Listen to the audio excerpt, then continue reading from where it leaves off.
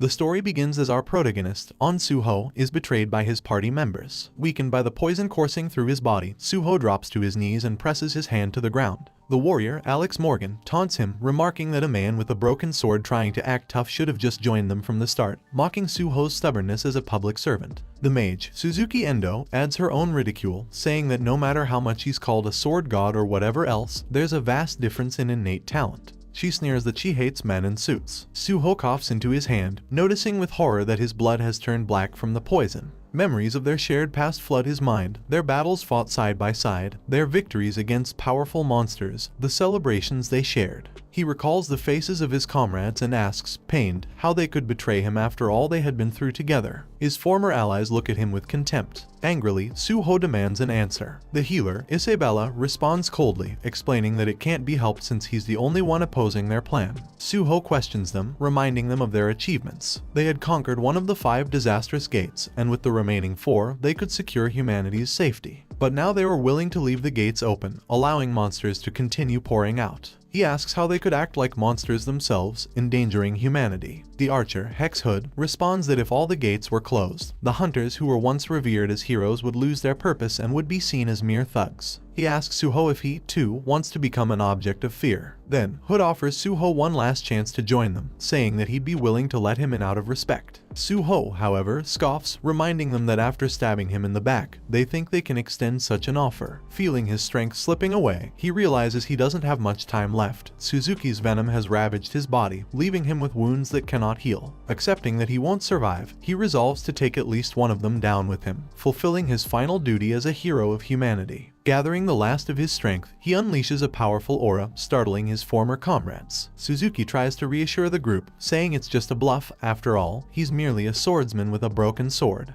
Hood positions himself protectively in front of Isabella, cautiously noting that something feels different. In an instant, Suho lunges forward, swiftly severing Morgan's hand and decapitating Suzuki. Hood pulls Isabella to safety just in time, leaving her shaken.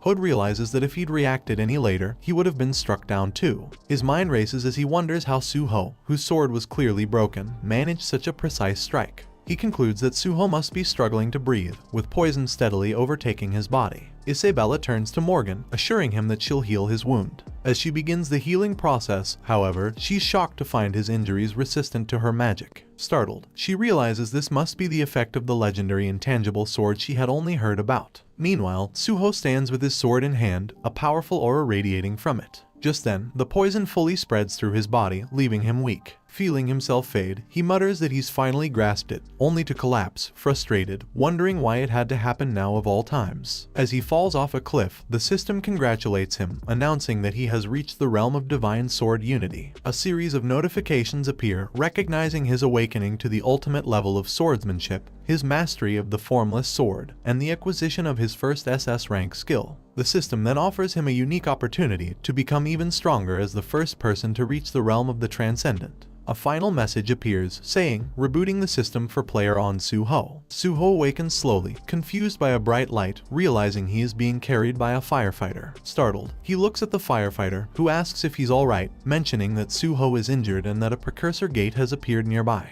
He tells Suho that he'll take him to a safe zone. Still disoriented, Suho wonders if he has truly died and tries to understand where he is. As he looks around, he is shocked to see monsters wreaking havoc across the city. He spots a sign reading Sindorum, realizing that Sindorum Station has been contaminated by a gate outbreak. Then, he notices a goblin approaching and an arrow flying from a distance, striking the firefighter and causing them both to fall to the ground. As goblins approach, the firefighter urges Suho to run. Instead, Suho grabs the firefighter's axe, saying he'll borrow it for a moment, and steps forward to face the goblins. The firefighter warns him of the danger, insisting that they should escape.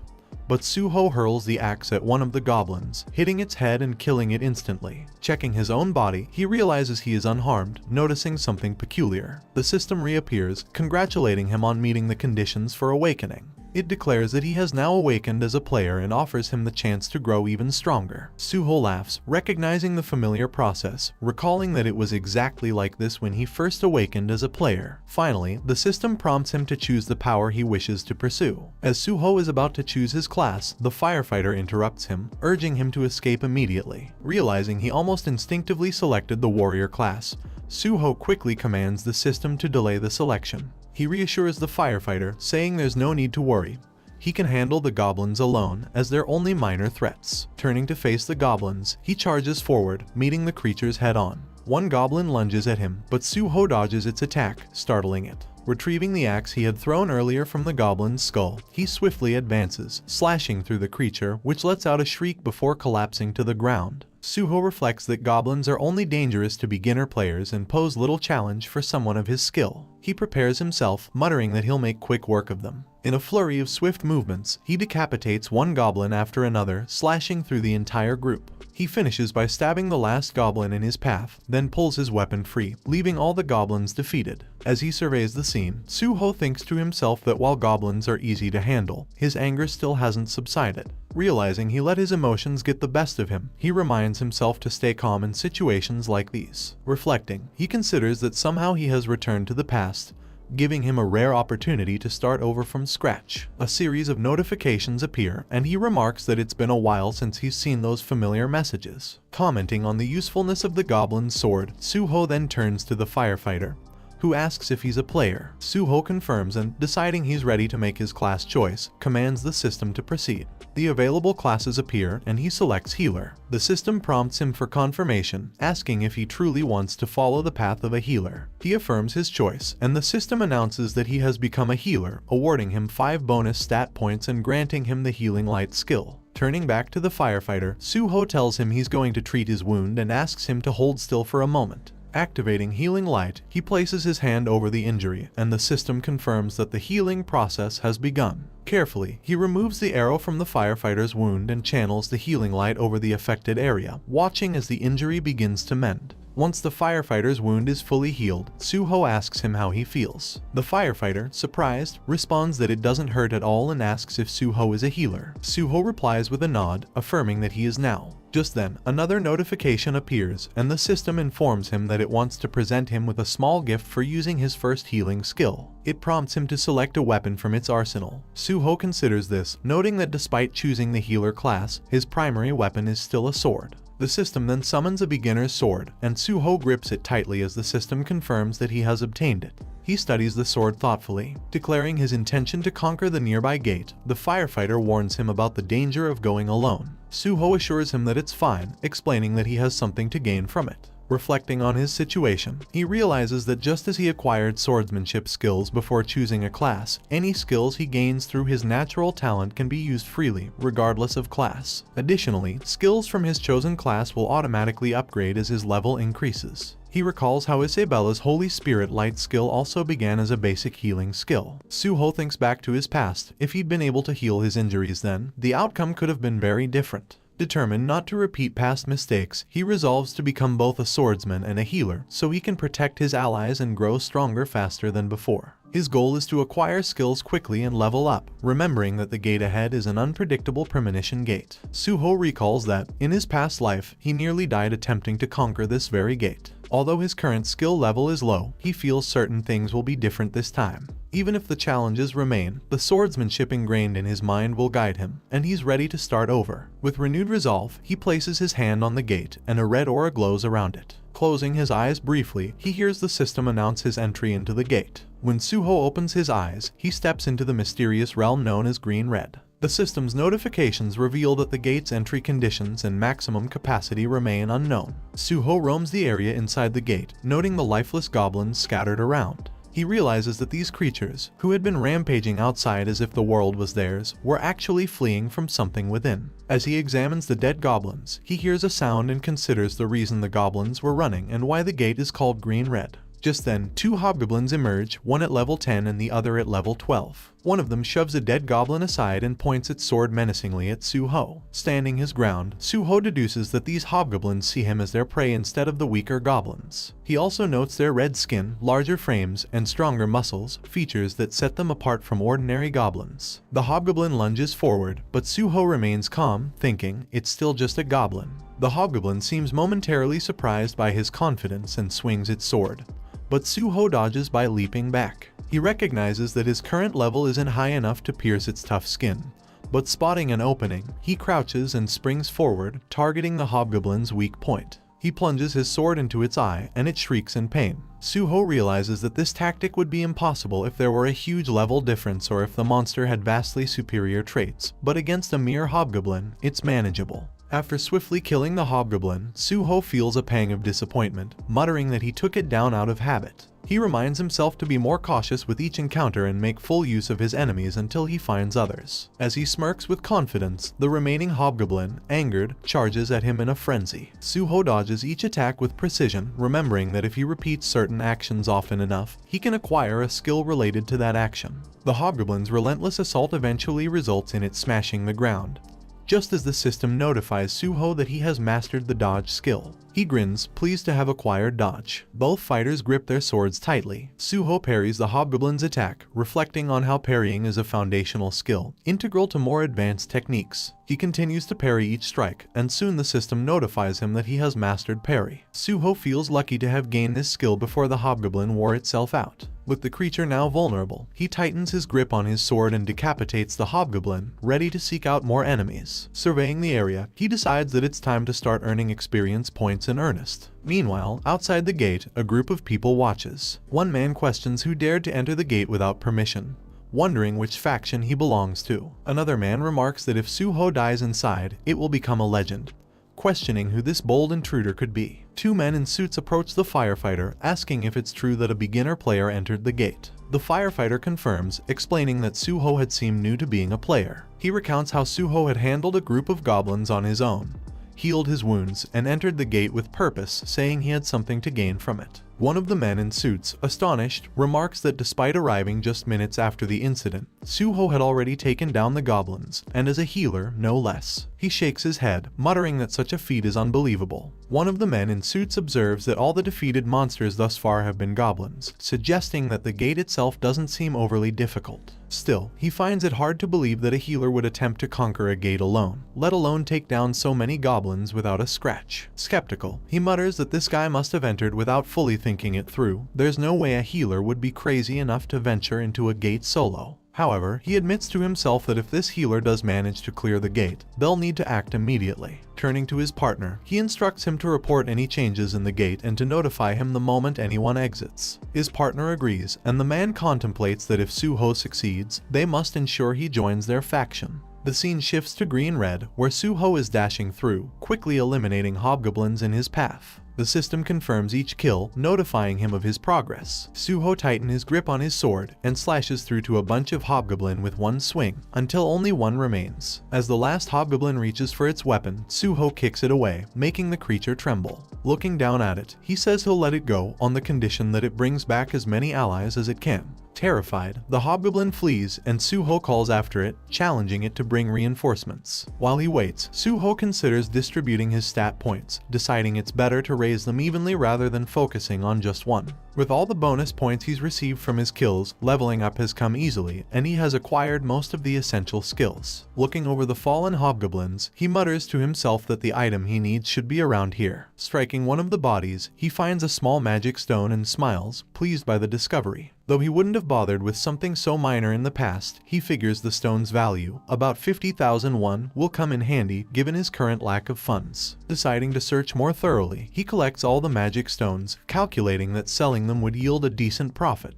Suddenly, Suho senses movement. His wait is over, the hobgoblin horde has arrived. Counting roughly 30 of them, he notes that they'll provide a good source of experience points before he confronts the boss. Eyeing the group, he remarks that the hobgoblin has indeed brought a significant number of companions from the underworld. The hobgoblin leader, snarling, commands its troops to kill him. As the horde charges, Suho braces himself, then leaps forward, launching a powerful attack that cuts down several hobgoblins at once. The remaining hobgoblins retaliate, but he swiftly slashes through each one, leveling up as he gains experience. His stats increase by 1, along with an additional bonus point. Seeing the vast number of foes before him, he grins and declares that he'll finish this quickly. Suho then slices through the hobgoblins with ease, dashing forward to stab another as blood splatters around him. Amid the intense battle, he notices something ominous approaching. Suddenly, the boss of the gate, the chief hobgoblin, launches an attack. Suho blocks it, smirking as he remarks that the boss has finally arrived. Minutes later, a massive explosion shook the forest as the boss hobgoblin slammed its axe into the ground. Suho dodged the attack, but out of the corner of his eye, he noticed a hobgoblin attempting to ambush him from behind.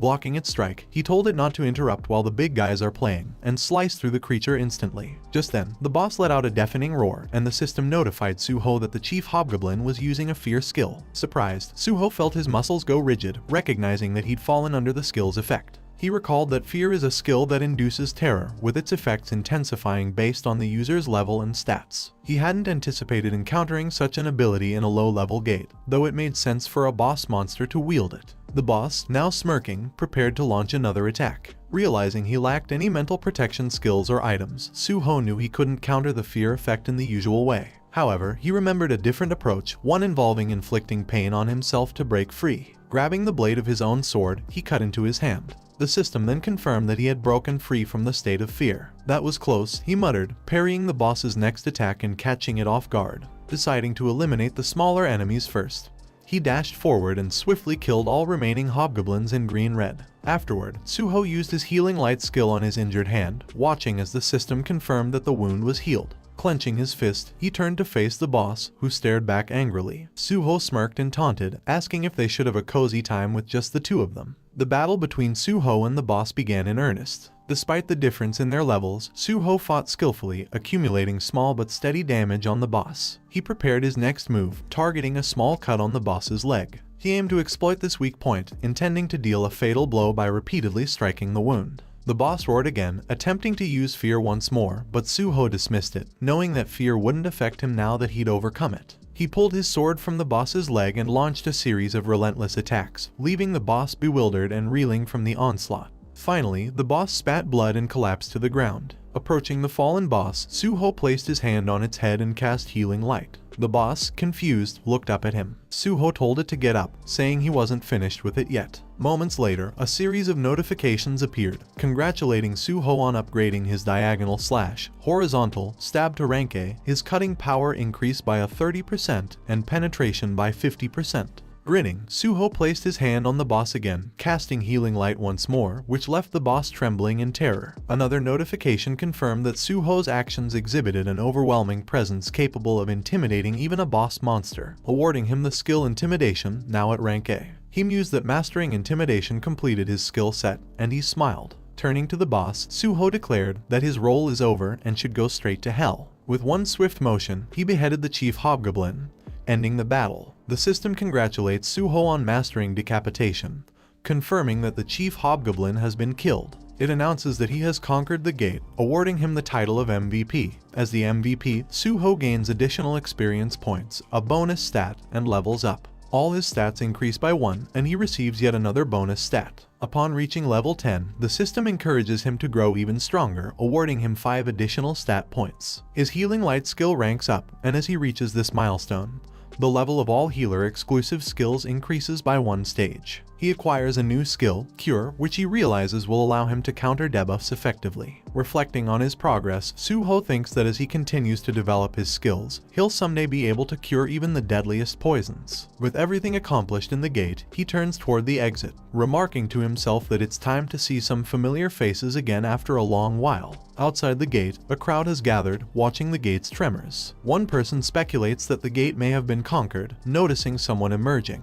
As Suho steps out, the bystanders murmur in disbelief, wondering if he truly cleared the gate alone. Scouts from various guilds immediately approach him, inviting him to join their ranks, but he ignores them, effortlessly leaping down from the floating rocks to the ground below. Landing smoothly, Suho approaches young Cholman, the team leader of the South Korean Hunter Association, and greets him, leaving Cholman puzzled. Another man asks Cholman if he knows Suho, to which Cholman replies that he doesn't. Moments later, Suho and Cholman are seated in an office at the South Korean Hunter Association. Cholman looks at his tablet, recalling how Suho had confidently extended his hand to greet him and introduced himself. They shook hands, and Cholman had introduced himself as a representative from the Gate Management Division of the association. Curious, Cholman asks how Suho knows him and if he has any specific business with him. Suho replies that he planned to discuss the details later at the association, as he's there to obtain a hunter's license. Cholman asks if he's there for a license renewal. Cholman considers the situation, realizing that since Suho isn't renewing a license, he must be an unregistered hunter, a newly awakened player. It's unusual, he thinks, for someone from the healer class, typically the weakest among the 4 class categories, to conquer a gate solo. As Suho eats, he notices Cholman's pensive expression and asks if there's an issue with his results. Reviewing the data, Cholman can't help but notice that Suho's performance aligns more with a warrior's than a healer's. He confirms Suho's name, and Suho responds affirmatively. Curious about his background, Cholman asks what Suho was doing before this. Suho explains that he's a college dropout.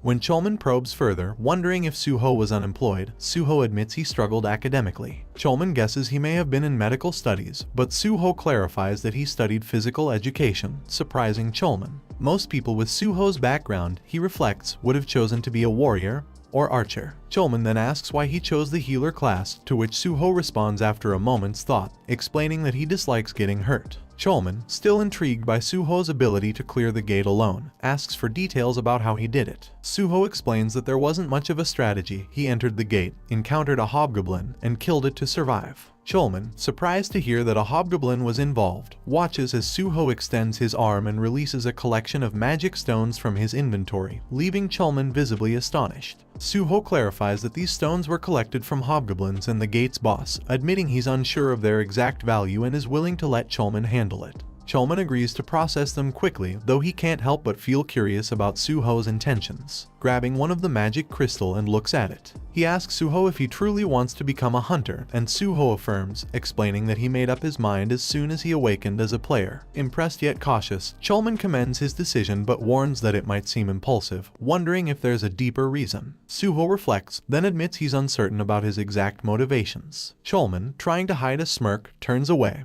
But Suho notices and thinks that he's not very good at concealing his expressions. Suho goes on to explain that he understands people become hunters for various reasons, but his own motivation is personal. He reveals that he lost his entire family in a gate-related incident, which filled him with a deep resentment toward monsters and gates. Although he knew it was dangerous, entering the gate alone was an emotional decision. He hoped that killing monsters might ease his frustration, but he still felt unresolved. Reflecting on his past, he realized that his purpose is to prevent others from experiencing similar loss and to protect people from the devastation caused by monsters. Cholman, moved by Suho's determination, listens intently as Suho expresses his commitment to joining the South Korean Hunter Association, driven by a desire to ensure everyone's safety. Cholman is momentarily speechless, then expresses how pleased he is to hear Suho's motivations. He confirms if Suho is sure about joining the South Korean Hunter Association, reminding him that being a civil servant hunter means earning a considerably lower salary than hunters in private guilds. Suho assures him that he understands his priority isn't the pay but rather the perks that come with SKHA, such as unrestricted access to various gates, priority in gate conquests, and strict enforcement against player crimes. Intrigued, Cholman asks what he means by this. Suho explains that he wants to be actively involved in the field, particularly in gate conquests. Cholman is shocked, thinking about how rare it is for someone to want this kind of work. While SKHA has priority access to gates, it often auctions them off to private guilds to avoid unnecessary risk to its own hunters, who receive lower salaries. Most civil servant hunters are driven by the stability of the role, often aiming for administrative positions to avoid entering gates altogether. Unlike the others, Suho genuinely wants to be in the field, driven by a commitment to public safety, a rare type of patriotism in their field. Leaning back in his chair, Cholman feels a mix of pride and disbelief. Meeting someone like Suho is a refreshing experience. When Suho notices Cholman's reaction and asks if he's alright, Cholman smiles, explaining that it's been a long time since he's met someone with such dedication. He promises to complete Suho's registration and prepare the necessary documentation. However, he informs Suho that to take the hunter exam, he'll need to pass an aptitude test, a written exam, and a practical exam. Cholman then points out that registration for this year's exam has already closed and that the exam itself is scheduled for tomorrow, which leaves Suho surprised. Seeing his reaction, Cholman offers to add him as a last-minute registrant, explaining that it's allowed under the rules since Suho conquered a gate alone. He can submit a recommendation to the higher-ups, which should secure approval. He warns Suho, however, that preparing for both the written and practical exams in just one day will be challenging. Given Suho's field performance, Cholman has no concerns about the physical aspect, but he worries about the written exam. Suho, undeterred, insists that he's ready to take on the challenge and asks to be registered. He reasons that it's an excellent opportunity to gain experience in the exam process, even if he doesn't pass. Confidently, he decides to tackle the exams all at once the next day. Cholman informs Suho that he can view his aptitude test results that same day. Suho thanks him, but with a hint of embarrassment, admits that he currently doesn't have the money for the registration fees and asks if the magic stones can be processed right away. Cholman agrees to handle it while verifying the test results, and Suho feels a surge of gratitude, thinking that even now, Cholman is the one person he can truly rely on. Suho thanks him warmly. A few minutes later, Cholman returns, informing Suho that all the aptitude tests have been completed and that the proceeds from the magic stones have been deposited into his account. Checking his phone as he eats, Suho is pleasantly surprised by the amount, while Cholman explains that civil servant hunters receive a tax exemption benefit specifically for magic stones. Amazed, Suho asks if this means they're effectively duty-free. He then hesitantly requests another favor, explaining that he's heard the association has a library with workbooks and reference materials relevant to tomorrow's exam. With the test so close, he feels the need to cram and asks if he could study there to prepare. Cholman, delighted, assures him that he's more than welcome to use the library. Cholman then personally shows Suho to the library, mentioning that he doesn't need an employee card to leave, so he's free to study there as long as he needs. Cholman wishes him luck on tomorrow's exam, and Suho bows in thanks, telling him to be careful on his way home. As Cholman heads out, Suho watches him, reflecting that Cholman is as kind and dependable as ever, even though he's unaware of the pivotal role he'll play as the future president of the association. Suho smiles to himself, finding it amusing to pretend he knows nothing, knowing he'd raise suspicion if he acted as though he already knew everything.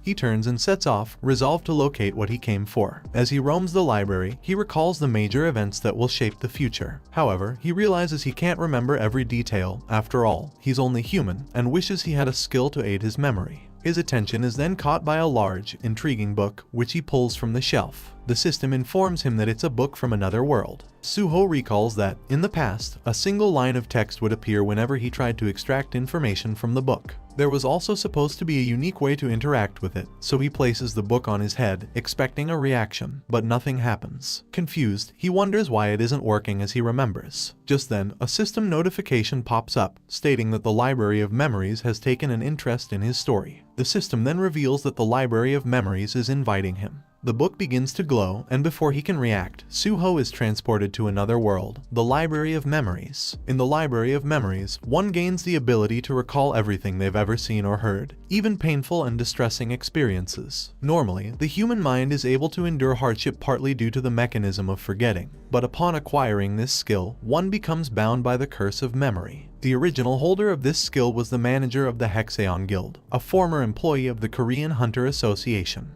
She had stumbled upon the skill while studying in this very library. Needing a break, she'd used the book as a pillow to sleep, finding it uncomfortable to sleep face down. It was said that she was lucky enough to acquire the skill unintentionally. Suho smiles, knowing he owes her a meal when he sees her next, as this valuable information came from her experience. As Suho stands there, a system notification appears, asking if he would like to donate his story to the Library of Memories. He reflects on the overwhelming recall this skill provides, realizing that with it, he could recover all of his memories in their original clarity. Memories naturally fade and become altered over time, but to truly capture every detail accurately, he understands he must obtain this skill. The system then confirms that his story has been accepted, and the Library of Memories begins documenting his memories. Suho watches as his body seems to dissolve into pieces of paper, surrounded by a swirl of letters. The letters scatter and fall, and the system announces that the Library of Memories has been opened to him. Suho now possesses the ability to store everything he has seen and heard within this library and access it whenever he needs. He notes the strange sensation of the recording process, likely due to the illusionary nature of the space. Curious to test his new ability, Suho focuses, takes a deep breath, and closes his eyes. When he opens them, they glow as he is transported back to the moment when his party betrayed him.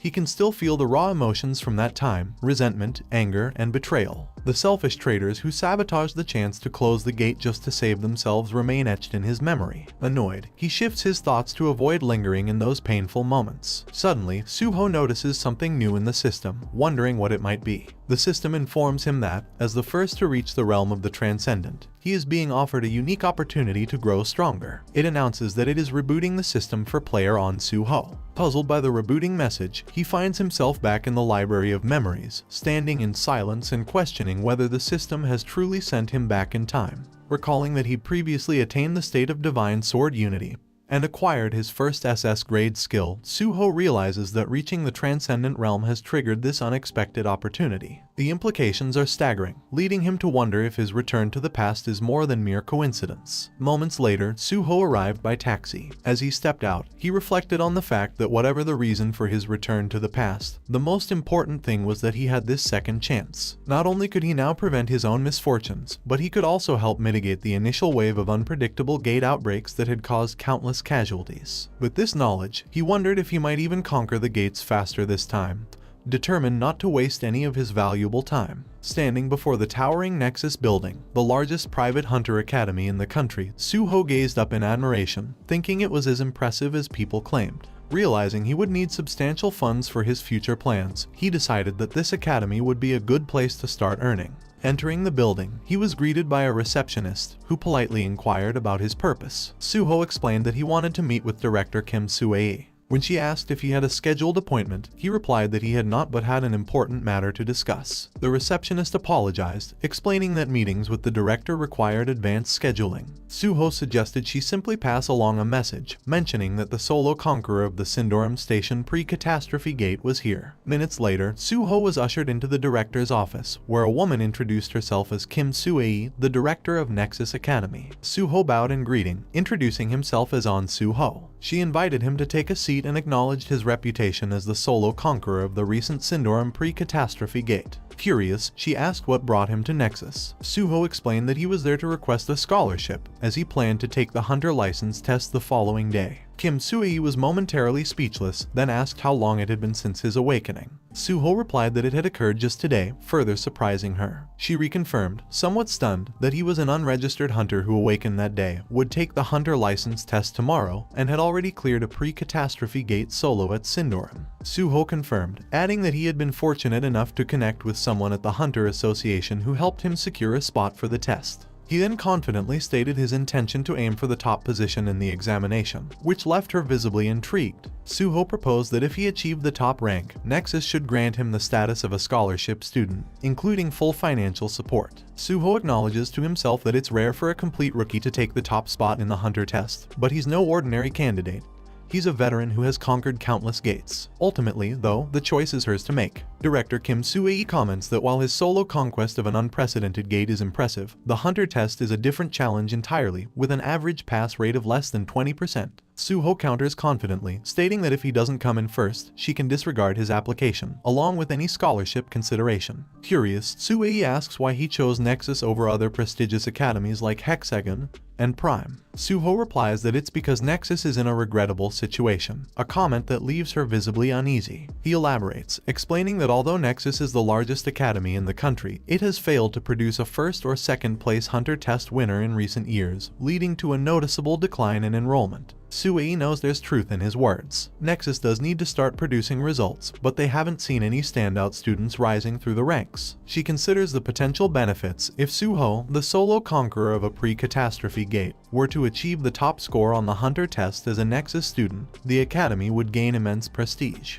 His proposal is undeniably appealing. With only one reservation, she asks how much he expects in scholarship funds. Suho inquires about the standard scholarship amount for the top student. She explains that it includes a full refund of tuition for the year, an additional 30 million won as a congratulatory bonus, and the option to join the Nexus Guild if the candidate desires. Acknowledging Nexus's generosity, Suho then suggests an amount of 300 million won, a figure that takes her by surprise. He points out that considering Nexus's size and the added benefits for a top student, this sum is reasonable. He adds that 300 million isn't a significant amount for an institution like Nexus, and though her frustration shows, Sue can't deny his reasoning. Finally, she agrees, committing to pay him 300 million won if he earns the top spot on the test. She then offers to prepare the contract and suggests he explore the campus while she handles the paperwork. A few minutes later, Suho finds himself wandering through Nexus's vast grounds, marveling at the sheer size of the place. It's even larger than an amusement park, he thinks. Once enrolled, he won't be lacking in any resources. A staff member accompanying him, slightly dizzy from the tour, remarks that Nexus is indeed the largest academy in South Korea. Suho realizes the man must have been roused from his rest and thanks him for showing him around at such a late hour. The staff member responds graciously, saying it's the least he can do for such an important guest. Just then, Suho notices someone training alone on the academy's outdoor field.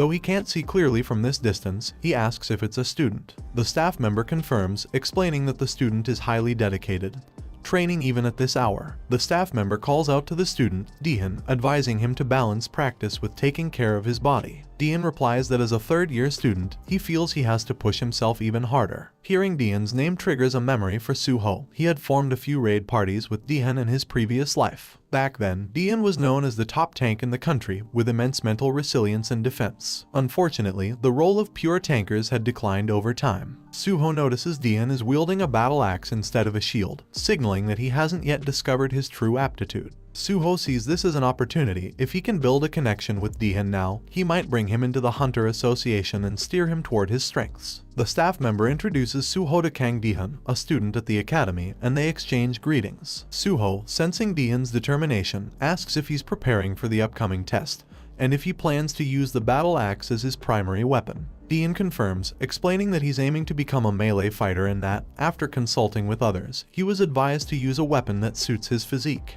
The staff member adds that few weapons can rival the destructive power of the battle axe. Curious, Suho inquires if Dihan has focused solely on the battle axe. Dihan admits that he has, noting that he's a slow learner and didn't want to waste time trying out different weapons. It took him 2 years to reach proficiency with the battle axe alone, and even now, he's not very skilled with it. Suho thinks to himself that the battle axe clearly doesn't suit Dihan's natural aptitude. He wonders if Dihan's persistence is due to perseverance or sheer stubbornness, as it seems he should have considered switching weapons early on. Lost in thought, Suho places his hand on his forehead, causing Dihan and the staff member to look at him in confusion. Dihan asks if something is wrong. Suho reflects that it's surprising how even the country's largest academy can be lax in guiding its students. He explains that he was simply thinking about an alternative approach for Dihan. He suggests that Dihan should choose a weapon that feels natural to him, as all players receive stat adjustments, which help them adapt to their chosen weapons. Dihan, intrigued, asks if that's true. Suho confirms, adding that skill proficiency can increase quickly with the right weapon, thanks to the skill correction effect. However, success also depends on personal comfort and experience with the weapon.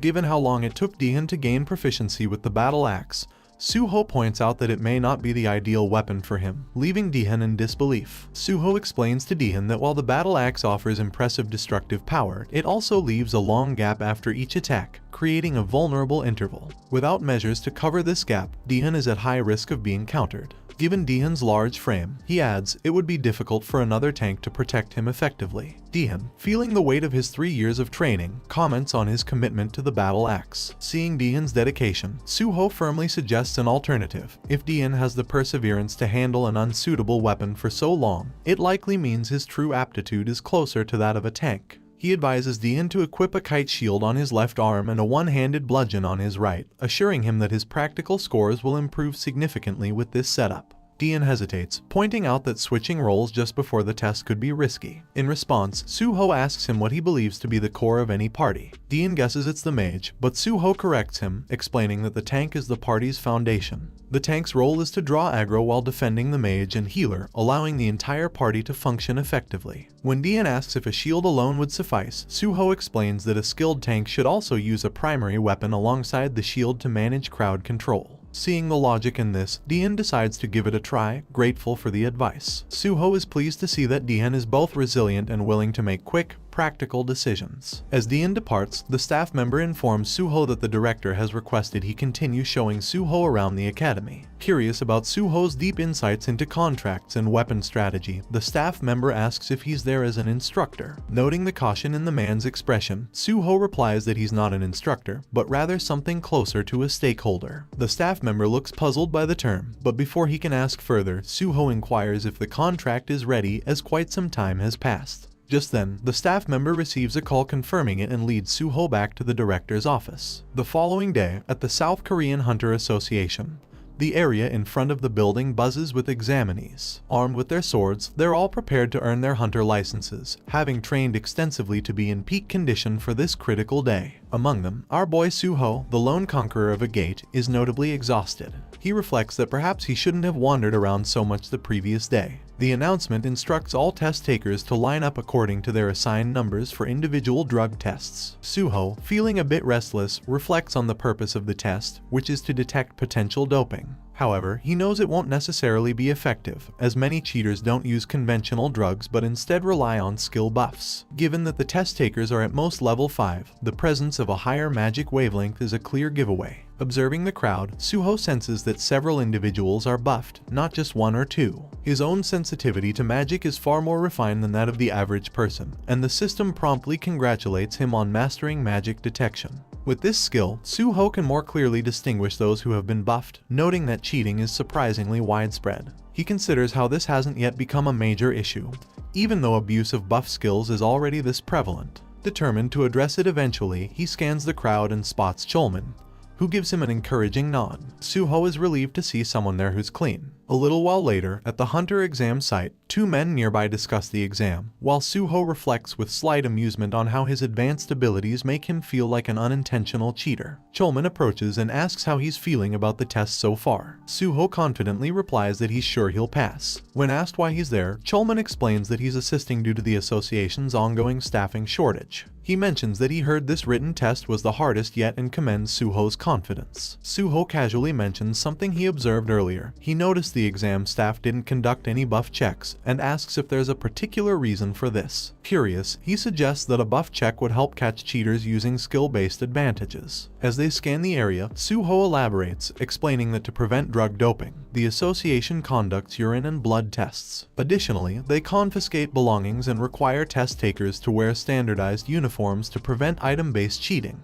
However, skill-based cheating, such as buffing, seems to go unchecked, and magic detection could be an effective countermeasure. Grateful for the insight, Cholman assures Suho that he'll bring it up before the practical test begins. Before Suho heads off to prepare, Cholman stops him and expresses that he personally hopes Suho will join the association, saying he'd really like to work with him. Wishing him good luck, Cholman encourages him to perform well in the practical test, to which Suho thanks him. 30 minutes later, at the practical test venue, an announcement informs the candidates that the test will be postponed by 2 hours due to issues with the dive capsules. They are advised to have lunch in the cafeteria and wait in the lounge or training area. Suho smiles to himself, suspecting that the capsule issue is merely an excuse for Cholman to implement additional measures against skill buffs, a response he appreciates, as it shows how swiftly Cholman acts. Knowing there are 12 candidates in that test, and the passing rate was below 10%, if they can identify the cheaters there, maybe it will drop to 7%. Those who will pass the exam will be pure top-notch talents. As Suho observes the crowd, he overhears a heated exchange. One man challenges another to a sparring match, but the second man dismissively tells him to get lost, accusing him of picking a fight to show off his skills. Unperturbed, the challenger insists he only wants a spar, but his opponent taunts him, suggesting he stay out of the way and not act tough. Suddenly, the challenger lunges forward to strike. Before he can land the blow, Suho steps in, blocking the attack and pushing the aggressor back. Bewildered by the unexpected interference, the aggressor's opponent accuses him of having lost his mind. Pointing his wooden sword at the attacker, Suho calmly assures the man he'll handle the situation and urges him to stay out of it.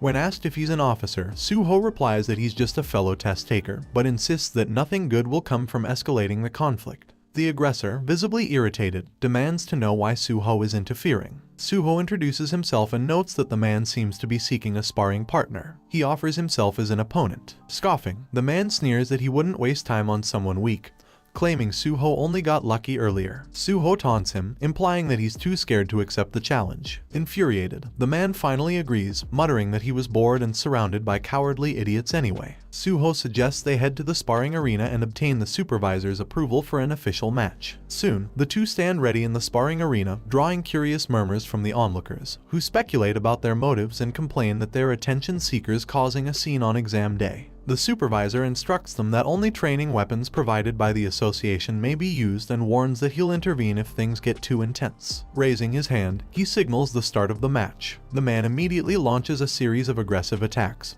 but Suho calmly blocks each strike. Frustrated, the man jumps into the air and swings his sword in a wide arc, only for Suho to dodge effortlessly, smirking as he does. Enraged by Suho's cool demeanor, the man shouts that he'll make him regret it, slashing his sword downward in a powerful strike. Suho, however, calmly steps on the man's sword, pinning it down and leaving him momentarily confused. Mocking him, Suho remarks on his opponent's weakness, calling him completely unskilled, which only serves to fuel the man's anger further. Park Yong, known as the Mad Swordsman, had an insatiable thirst for power, constantly seeking out fights with experts to push his skills further. This relentless desire for advanced swordsmanship eventually led him down a dark path, transforming him into a hunter-killer. Suho recalls that in his previous life, Yong's skills were impressive when they clashed. Determined to prevent Yong from repeating his mistakes, Suho takes a quick offensive and kicks him, forcing Yong to stagger back. Mockingly, Suho reminds him of his earlier bravado, and Yong, bewildered by Suho's immense strength, questions it aloud. Suho taunts him, suggesting that charging in recklessly won't work, and sarcastically asks if he wants to continue. He realizes Yong must be shaken. This is likely his first encounter with a level 10 opponent, while the strongest he's faced so far would have been around level 5. Seeing the challenge, Yong smirks, claiming he now understands Suho's confidence. He promises to go all out, taking a more aggressive stance. Suho casually responds, agreeing to play along.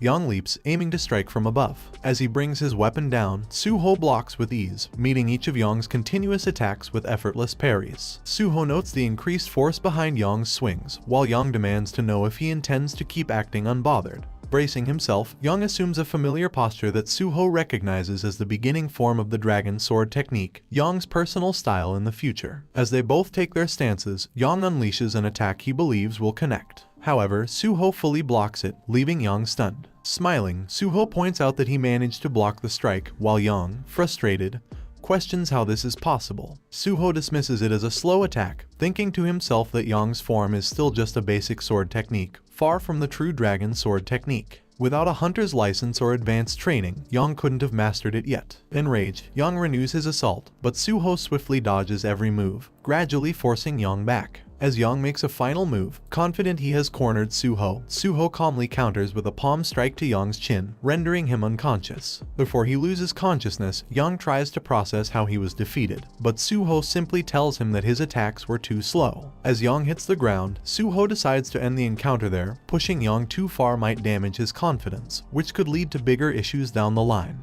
Now that Yong is fixated on surpassing him, Suho hopes he'll be too preoccupied to challenge anyone else, ensuring a quieter testing center. He calls for the supervisor, who seems momentarily distracted. After a few more calls, the supervisor snaps to attention, and Suho explains that he accidentally knocked Yong out, asking him to look after him until he regains consciousness. Minutes later, Suho enters the Hunter Association building to begin the practical test. Observing the scene, he notices skilled managers stationed nearby, likely doping inspectors disguised as technicians. He watches as a few test takers are discreetly escorted away. A technician approaches Suho, instructing him to lie down in the dive capsule and informing him that if he feels anything strange during the process, he should press the button to request emergency assistance. Suho acknowledges, understanding the protocol. Once the technician initiates the dive sequence, the capsule begins to close, and Suho shuts his eyes. The Hunter Practical Test program activates, connecting to his consciousness, and as the dive reaches 100% synchronization, the Healer Practical Test scenario program launches. Suho recalls that this exam is notoriously difficult, with an especially low pass rate for healers. He soon understands why, as he hears desperate cries for help within the scenario. Astonished by the setup, he marvels at how mercilessly intense the Hunter Association has made this scenario.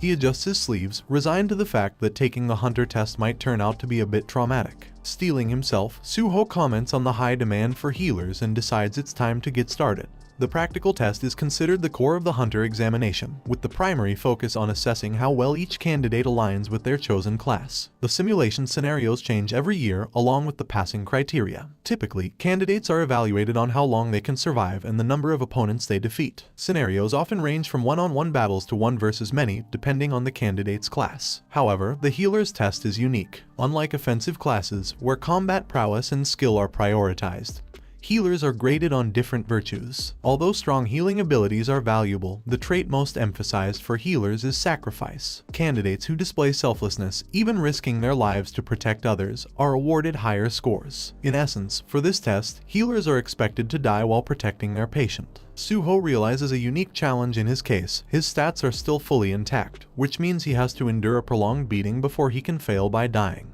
He spots a sword nearby and picks it up, thinking there's no way he's going to let himself get beaten to death just to pass the test. After all, asking someone who's already experienced death to die again seems a bit much. Suddenly, he hears screams echoing through the scenario, a cacophony of pleas for help from various directions. In reality, the simulated environment is filled with corpses, the aftermath of an unseen catastrophe. Suho approaches a trembling woman and asks if she's alright. Terrified, she warns that the monsters will return and urges him to run before they come back. Suho quickly deduces that his test mission is to protect her at all costs, until the end. Reassuring her, he tells her not to worry, promising that the rescue team will arrive soon and that he'll keep her safe until then. Standing guard before her, Suho steels himself for the trial ahead. Meanwhile, in the practical exam area outside the simulation, another test taker exits his capsule. The exhausted examinee, visibly disappointed, remarks that he could have done more. The examiner thanks him for his efforts and directs him to collect his belongings and head home. The examinee, identified as Kang Jin-young, an archer, logs a time of 9 minutes and 4 seconds. Observing the low score, the examiner notes that the difficulty level this season seems unusually high. Just then, Director Shin arrives quietly, observing the results. The examiner greets him, surprised at how long he's been monitoring the test. Director Shin replied that Suho had been in the test for over 30 minutes, surprising the examiner, who moved closer to check the timer herself. She confirmed that it indeed had been 30 minutes, clearly impressed. She commented that Suho was a skilled fighter and asked if he was a warrior. Shin informed her that Suho was, in fact, a healer. The examiner jokingly remarked that frequent lying could be a sickness, to which Shin insisted he was telling the truth. As they watched Suho on the screen, she noticed him wielding a sword and doubted Shin's claim. Shin encouraged her to take a closer look, and as Suho used a healing skill, she realized he truly was a healer. Amazed at his fighting skills, she questioned whether Suho would be disqualified if he didn't allow himself to be beaten to death, as per the healer's test requirement. Shin admitted he initially thought so too, but there was actually no reason for disqualification. The main goal for a healer was to protect the patient until the end, and Suho was accomplishing that. Rather than abandoning the patient to fight, he was staying close, healing as needed, and risking his life to fulfill the mission. Since Suho was meeting all the conditions, the practical program had no grounds for intervention, much less disqualification. As the monster charged at him, Suho positioned himself and gripped his sword, preparing to strike. He swiftly sliced the creature into pieces, then sheathed his sword, acknowledging he still needed to be faster. With a burst of speed, he dashed forward, leaped above another monster, and unsheathed his sword mid-air, cutting down the creatures below him. Moving with precision, he attacked and eliminated each monster one by one, swiftly reducing them to pieces before sheathing his sword once more. At that moment, a system notification appeared, recognizing his high level of proficiency in the skill footplay and congratulating him on mastering it. Suho considered how, despite this being virtual reality, the system's monitoring meant that his movements could be fully registered. From the system's perspective, it detected his physical actions as if he were performing them directly, allowing him to attain mastery over a physical skill. Although the experience gain was slower compared to real-world physical exertion, the environment was still ideal for skill training.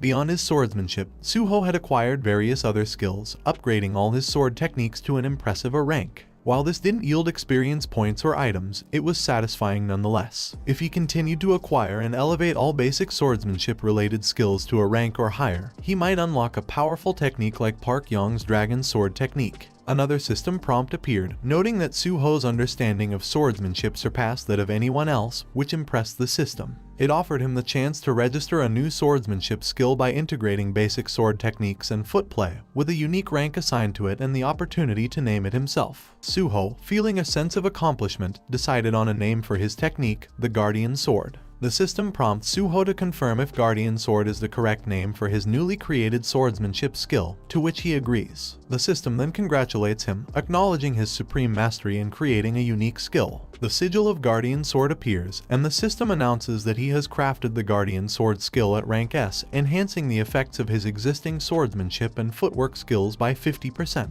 In recognition of his remarkable achievement, the system grants him 10 bonus stat points and expresses hope that he will continue on his path as a swordsman. As a further reward, he is granted Sword Mastery at rank S, a privilege awarded only to those with a profound understanding of swordsmanship. The Sword Mastery skill lifts all acquisition and usage restrictions on swordsmanship skills and swords, increasing the effectiveness of all swordsmanship skills by an additional 50%.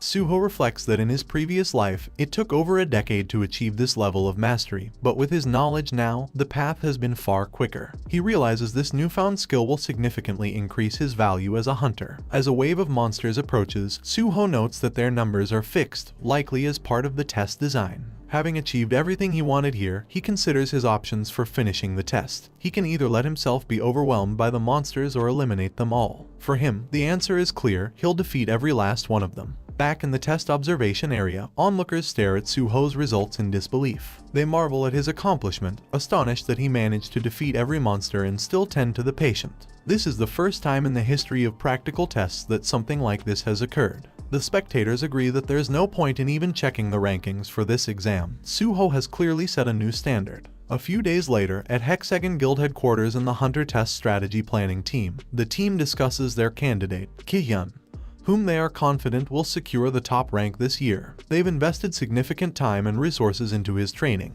and they expect nothing less. As one team member opens his laptop to check the rankings, he remarks that this year, Hexagon will finally surpass Prime in securing the top spot. However, as he reviews the results, something unexpected catches his eye. Confused, he asks, who is on Suho? He scans the list again, realizing Ki-hyun's name isn't in the top position. Just then, his phone rings. It's the guildmaster calling.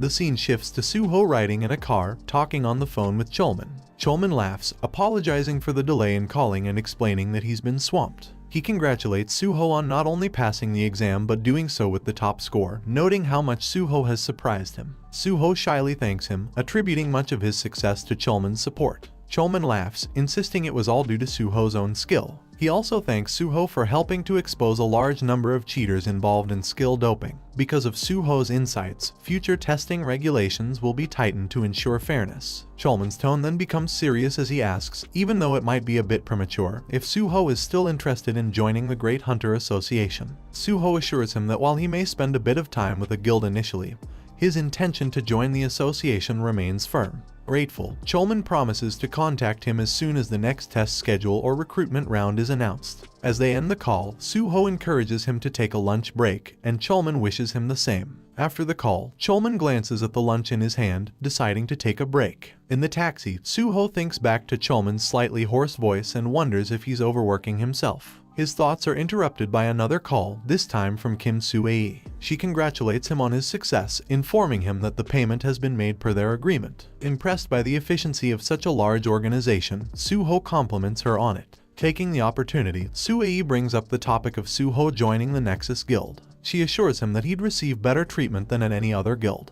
Curious, Suho asks how far she's willing to go with this offer, and she responds that, as a top academy graduate and scholarship student, the terms can easily be adjusted to meet his expectations. She suggests they meet in person to discuss specifics. Politely, Suho thanks her for the invitation, explaining that he has personal plans today but will check his schedule and get back to her. He reassures her that, as a Nexus scholarship student, joining Nexus would make sense. Relieved, Soo-ae enthusiastically agrees and promises to accommodate his schedule, thinking to herself that Suho must not sign with any other guild. She smiles confidently, giving a thumbs up to her nearby colleagues as they celebrate securing Suho's tentative agreement. Listening to her excitement on the phone, Suho chuckles, then says his farewells. Arriving at his destination, the taxi driver lets him know they've arrived. Suho steps out, reflecting that he's passed the test, received his license, and collected the promised deposit. Now, all that remains is to start his farming plans. A few minutes later, at the Lighthouse General Market, Suho checks his shopping list on his phone, confirming he has bought most of his supplies. Now, he only needs a weapon. He came to this quieter, out-of-the-way market on purpose, knowing it might be easier to find what he's looking for here than in the busier stores. Stopping in front of a small weapon shop, he steps inside, where the shop owner asks him what he's looking for. Suho explains that he's a newly licensed hunter in need of a lightweight weapon. The shop owner considers for a moment, then points to a dusty corner where he keeps some cheaper weapons. Suho glances at the neglected selection, noting how much dust has settled on them. He knows that most low-grade weapons don't have verified attributes, but this doesn't mean all unverified weapons lack value. Some require a process of awakening to reveal their true potential, and such weapons usually emit a faint aura, though few players can recognize them. Activating his magic detection, Suho spots a spear emitting a subtle glow. Satisfied, he thinks he's found what he's looking for. After purchasing the spear, Suho steps outside, amused at the thought that the shop owner might one day regret selling it so cheaply once he realizes its true value. He closes his eyes and begins to focus on the spear, channeling his magic into it. The system responds, acknowledging the infusion of magical energy and reporting that the spear's consciousness is beginning to awaken. Suho can feel it rapidly absorbing his magic, and the intensity quickly overwhelms him. He drops the spear and sits down, placing a hand on his head, realizing that he has come dangerously close to fainting from the drain. To fully awaken the spear, he calculates that his magic stat will need to reach at least 100. Even though he can't use it now, he's confident it will become a valuable asset as he levels up. The scene shifts to the PBS building, where a man is typing at his desk when his phone rings. Answering it, he introduces himself as Jo Jin-wai. On the other end, Suho greets him and introduces himself as An Suho. Jo Jin-wai pauses, trying to recall the name, then remembers Suho is this year's top candidate in the Hunter test. Suho further explains that he's also the solo raider of the recent unprecedented gate at Sindoram Station. Surprised, Jo Jin-wai asks if he really means the Sindoram incident, realizing that Suho cleared a major gate even before officially obtaining his Hunter license. Jo Jin-wai, intrigued, asks why Suho specifically reached out to him. Suho explains that he came across Jin-wai's blog while researching, noting that despite Jin-wai's privileged background, he chose to work as a journalist, suggesting he has strong professional pride. Suho adds that he has many plans for the future, which will likely generate valuable newsworthy material, and proposes that Jin-wai become his exclusive reporter. Jin-wai, feeling irritated, responds with skepticism, asking if Suho expects a rich reporter to work as his subordinate. He thinks Suho must be an odd character who sees himself as someone special. Jin-wai acknowledges Suho's offer but notes that while he's a reporter eager for scoops, he has no interest in becoming anyone's subordinate. Suho clarifies that he's looking for a partner, not a subordinate. Jin-wai, still skeptical, suggests they speak openly, remarking that it seems like Suho's approach is just a ploy to raise his profile before joining a guild. Suho admits it's partly true. His goal isn't to increase his worth, but to gain some fame, particularly because he's planning to become a civil servant. Surprised, Jin-wai asks if Suho intends to join the Great Hunter Association rather than a large guild. When Suho confirms, Jin-wai is baffled, wondering aloud if he's serious or if he's just after prestige while treating work as a mere hobby. Suho shakes his head, explaining that he's actually a gate orphan, which fuels his desire to work in public service. His ultimate goal is to conquer gates, which he considers his life's purpose. Jin-wai is briefly taken aback, trying to decide if Suho is being sincere. He thinks to himself that he's met plenty of unusual people, but this conversation is taking things to a new level. Still, Jin-wai declines the offer to become Suho's exclusive reporter, stating firmly that he'll write the stories he wants to write. Suho, sensing he needs to prove himself, proposes a bet to earn Jin-wai's trust. He suggests that, as a hunter, he can demonstrate his commitment by conquering the Tower of Challenge alone, today. Surprised, Jin-wai asks if Suho really plans to attempt the tower, notorious for being nearly impossible to clear, even with a full party. Suho confirms confidently, stating that if he succeeds, it should be enough to earn Jin-wai's trust and win him over as his exclusive reporter. Jo Jin-wai, a prominent PBS reporter and top-player broadcaster, was known for his high pride and wealthy family background. Despite this, he was renowned as a journalist who never accepted direct requests. In Suho's previous life, Jin-wai had often collaborated with him due to his exceptional reporting skills and his extraordinary ability to shape public opinion.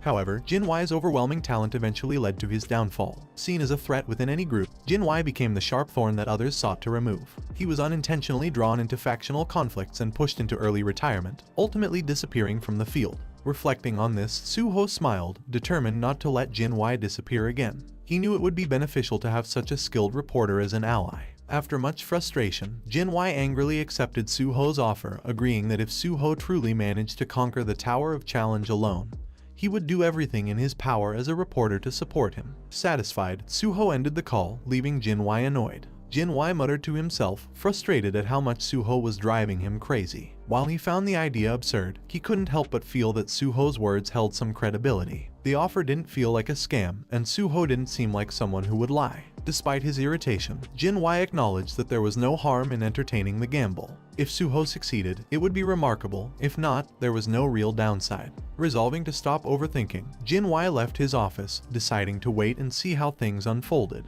Meanwhile, at the Tower of Challenge, a crowd of hunters gathered outside, each waiting their turn to enter. One by one, they stepped inside, while an officer stationed at the gate idly yawned. When Suho arrived, he presented his hunter's license to the officer and inquired if he could enter. The officer confirmed and, noticing Suho was alone, asked if he intended to attempt the challenge solo. Suho replied affirmatively. The officer expressed concern, noting that while solo attempts weren't impossible, Suho's license number indicated he had only recently passed the hunter test. He advised Suho to consider forming a party, emphasizing that even though the tower's lower levels were manageable, they were still dangerous, with frequent casualties. Suho reassured the officer that he preferred to go alone, leaving the officer uneasy and feeling like an accident might be inevitable. Reluctantly, the officer allowed Suho to proceed, informing him of the 70,001 entry fee, which would be invoiced later. Suho acknowledged the terms, thanked the officer, and headed inside. Before Suho ventured further, the officer called after him, urging him to retreat immediately if the situation became too dangerous. Suho thanked the officer again for his concern and stepped into the tower. The Tower of Challenge, commonly referred to as the hunting ground, was a public gate managed by the government, allowing players below level 20 to challenge themselves freely for self-development. Suho stood at the entrance with both hands on the door, knowing that with his level reset, there was no better hunting ground to train in.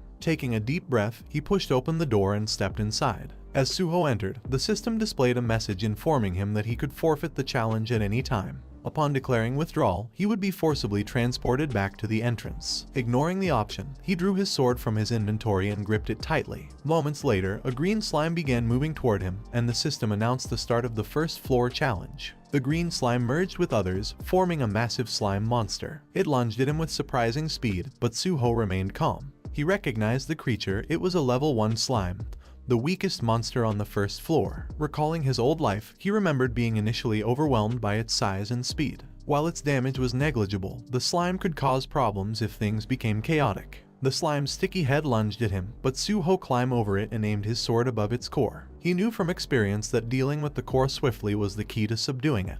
With a precise strike, he drove his sword into a crack on its solid head. The crack widened and spread until the slime exploded into pieces. Suho landed safely on the floor, watching the remnants warily. He expected the slime to multiply after destruction, its split cores regenerating into smaller, weaker entities. While the divided slimes had limits to their reproduction, they could still pose a challenge in groups, which was why party play was recommended in the Tower of Challenge. Understanding the situation, Suho dashed forward as the regenerated slimes converged on him. Swinging his sword in a fluid motion, he destroyed their cores with ease. Leaping from one small slime to the next, he used their bodies as springboards to reach a larger one. He drove his sword into its core, causing it to burst apart. Without pausing, he threw his sword at another slime beneath him, its core shattering on impact. Landing beside the fallen creature, Suho retrieved his weapon and spun mid-air as more slimes closed in. One launched a slimy tentacle toward him. Instead of dodging, Suho grabbed the tentacle, halting his fall. Smirking, he thanked the slime for providing him something to hold onto, then used the tentacle to propel himself upward. Jumping higher, he positioned himself above the remaining slimes and delivered a devastating downward slash. His sword tore through them with precision, destroying all their cores in a single strike. The system promptly announced that Suho had conquered the first floor and asked if he wished to proceed to the second. Glancing upward, Suho saw the towering structure with a massive purple crystal floating above it. With 48 floors still ahead, he realized there was no time to rest. Tightening his grip on his sword, Suho stepped forward to begin the second floor challenge. The highest official record for the Tower of Challenge was 48 floors, a feat Suho recalled from his past life. However, the current record stood at only 29 floors, both achievements accomplished through party play. The Tower of Challenge was typically tackled in groups, with the difficulty of each floor and the strength of its monsters scaling proportionally. While forming a party meant reduced experience gained per individual, it was a safer and more practical approach for long-term success. For those aiming to break records, the standard strategy involved assembling a party of level 20 hunters. Having reached the 18th floor, Suho looked up at the towering structure, confident that he didn't need a party or level 20 hunters to continue. The system prompted him to confirm if he wished to challenge the 19th floor. Suho nodded, and the challenge began. Spreading his legs in a ready stance, Suho prepared for the unique nature of the 19th floor. Unlike the earlier floors, which featured groups of weaker monsters, the 19th floor housed a single, formidable foe. Suho sprinted toward the center of the room, halting as a glowing red light illuminated the area ahead. The light began to shift and coalesce, signaling the monster's arrival. Anticipating its emergence, Suho leapt high into the air, sword drawn and ready to strike. He reasoned that the task was straightforward: defeat the single monster quickly to finish the floor. As the towering creature materialized, it barely had time to react to Suho's descending blade. Suho slashed downward with precision, splitting the monster in half. Blood sprayed across the chamber as the massive creature collapsed lifelessly to the ground. The system announced Suho's successful conquest of the 19th floor and asked if he wished to proceed to the 20th. Suho replied that he would, but only after a short break. Placing his sword back into his inventory, he put the challenge on hold. Suho approached the fallen monster, reflecting on the unique aspect of the 19th floor. Unlike other monsters in the tower, which vanished upon death, the creature known as Red Gain left behind a physical body. Suho understood this to be a clue: something valuable could be obtained from the remains. Carefully examining the corpse, he spotted a pendant on the monster. Grabbing it, he recognized the item immediately. It wasn't something that could be used on its own but was part of a larger purpose. Activating his magic detection ability, Suho scanned the area and noticed a bright light emanating from behind a nearby wall. Smiling with satisfaction, he rushed toward the source of the light, placing the bone necklace into a concealed slot. The ceiling above him rumbled as the ground shook, signaling the activation of something significant. A portal emerged from the wall, and the system informed Suho that he had discovered Red Gain's hidden den. Suho stood before it, studying the swirling energy of the portal. It led to a subspace fortress, the domain of the fortress king, Jang Pyong-ho. Suho knew that the subspace fortress, obtained by defeating Red Gain in the Tower of Challenge, had something unique about it. Unlike other subspaces created using items, this one stood apart. Reaching for the portal, he extended his hand, piercing through its shimmering surface before stepping inside. As he entered, he thought about its distinctive feature: living beings could enter and exit freely. He was awestruck upon finding himself in a cave. Before he could take it all in, a sudden light appeared in front of him. The system informed him that the owner of the subspace fortress had died and asked if he wished to become the new owner. Suho reached for the light, replying affirmatively. The light wrapped itself around his hand as the system confirmed his status as the new owner of the subspace fortress and congratulated him on mastering the subspace fortress, ranked S. The system further explained that the fortress now belonged to him, bound as a skill rather than an item. Suho quickly realized the significance: this wasn't just another tool. The system also revealed that the subspace fortress would evolve based on his magic power, prompting him to wonder what else the fortress had to offer. As the subspace emitted a brilliant light, Suho shielded his face. The system announced that the fortress had been reconstructed. Lowering his hand, Suho was stunned to see the transformation. What had moments ago been a simple cave was now a luxurious house. He hadn't realized it had such an advanced feature. Smiling to himself, he thought it was almost like having a home he could retreat to immediately after a battle. Suho began to see the fortress as more valuable than he initially thought.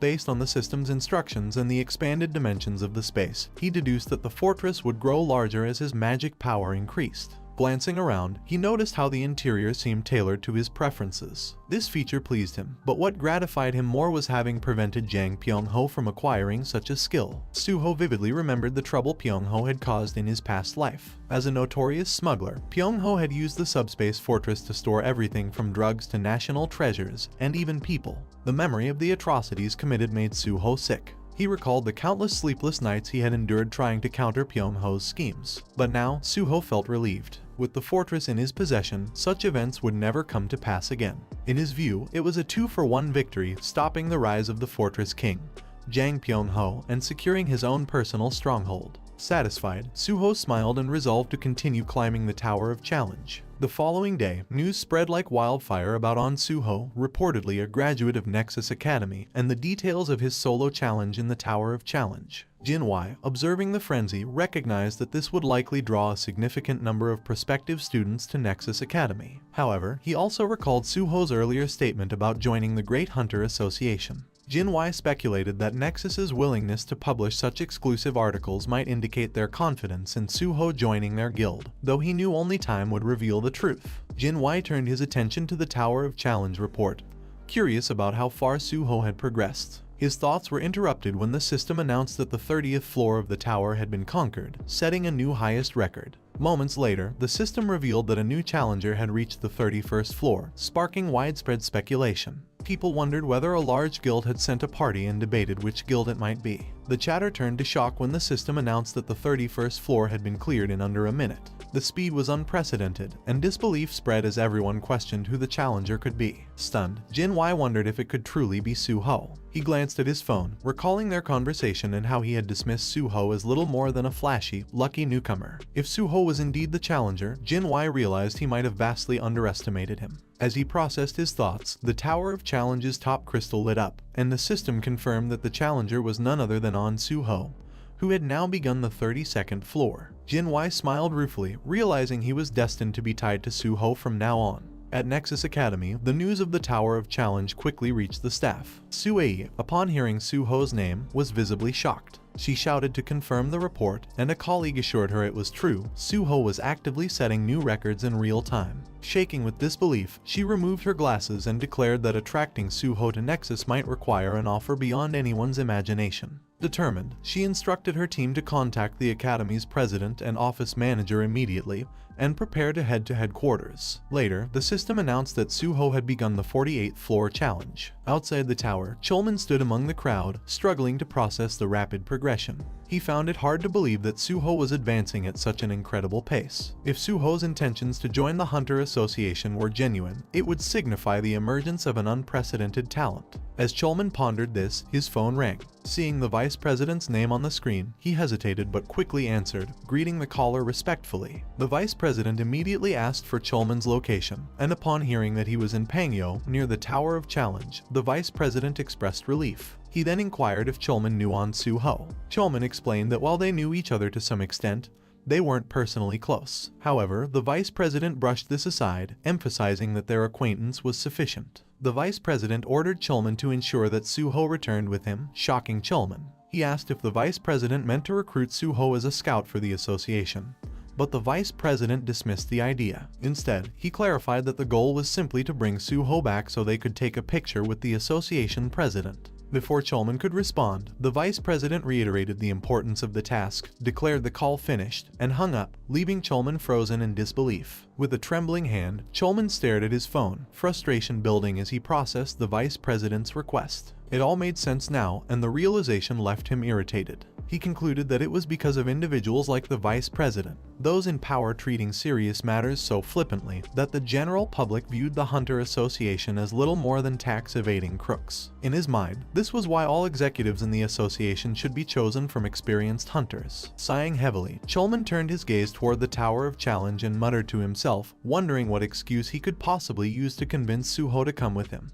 Meanwhile, inside the tower, Suho stood on the 48th floor. His sword pierced the ground as he caught his breath, the system announcing that he had conquered the 48th floor. It also notified him that the record for the Tower of Challenge had been updated. Suho glanced at the notification, tired but unfazed, and wondered when the ordeal would finally end. The system then commended his great achievement and awarded him 5 bonus stat points. Opening his status window, Suho assessed his progress. His exhaustion momentarily faded as he took in his current stats. He knew that reaching level 39 was impressive, but what excited him most was the sheer value of breaking records. Receiving 5 bonus stats every time felt overwhelming, almost like leveling up a secondary character in a game. He found it exhilarating, even fun. Without hesitation, he allocated all 5 bonus points to his magic stat. Once finished, Suho stood tall and pulled his sword from the ground. Steeling himself for the final challenge, he looked ahead, resolved to face whatever lay beyond. The system announced the beginning of the 49th floor challenge as dark energy poured from the enormous crystal in front of him. Watching intently, Suho waited, muttering to himself that they were about to meet at last. The dark energy began to coalesce, gradually taking form.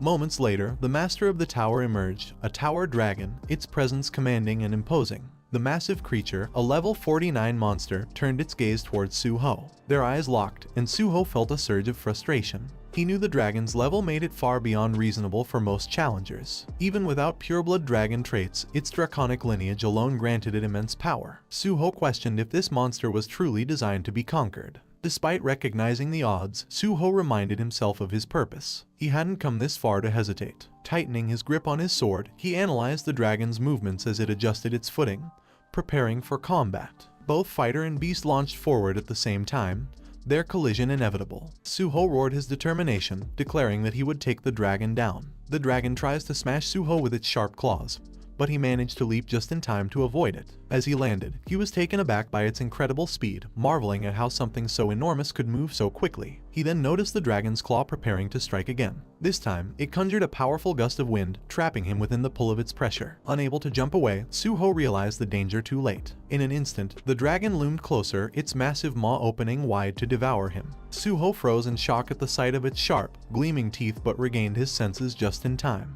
He grabbed hold of its head and rolled his body upward, narrowly avoiding its deadly bite. Landing on top of the dragon's head, Suho caught his breath, knowing he had barely escaped with his life. Seizing the moment, he raised his sword high and slashed down, aiming for the creature's head. The dragon let out a deafening roar of pain and began shaking its head violently, flinging Suho off. He tumbled through the air but managed to land safely on the ground. Rising to his feet, Suho looked up at the dragon and inspected its head, only to realize with frustration that his attack hadn't even left a scratch. To the dragon, it was little more than an itch. The dragon, now enraged, glared at Suho and slammed its tail against the ground, shattering it into massive chunks. The force sent debris flying in all directions, creating towering pillars of broken stone. Suho quickly took cover behind one of the rising boulders, grateful for his high stats. He knew that if his abilities had been any lower, he wouldn't have been able to dodge the attack and would likely have been crushed. Peeking out from behind the debris, he observed the dragon searching for him. Suho noted that if the dragon had been a higher level, it likely would have found him immediately. However, even at its current level, the dragon's physical durability posed a significant problem. Regular attacks were useless against such an opponent. Suho realized he needed a strategy and quickly remembered the dragon's weak spot, the reverse scale. Striking it would deal substantial damage. He scrutinized the dragon closely, reasoning that since it wasn't at level 100, it likely couldn't perfectly conceal its reverse scale. After careful observation, he noticed a faintly glowing green crystal near the base of its tail. Relief washed over him, he had found its weak spot.